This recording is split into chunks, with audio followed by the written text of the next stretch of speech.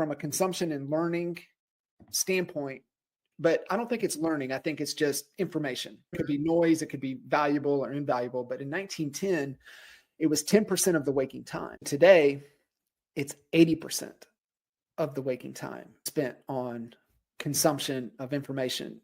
How do people get anything done if you're spending 80% of your time consuming content and information? I really had to take a step back and say, how do I slow down? Because I think our brains are wired to consume.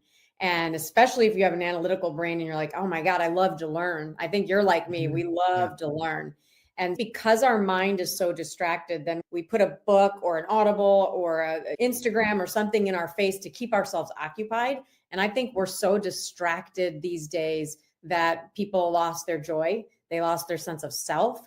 They don't even know what makes them happy anymore. And that's where it starts, right? You can't lead and coach another human until you can coach and lead yourself first. And Right. first rule of leadership, lead by example. So how are you making yourself the best version of you? And oxygen mask concept, right? Why do you put your oxygen mask on first? And I think it's that introspective and deep dive and where you make yourself like extremely impactful, right? You can be valuable, but how are you impactful?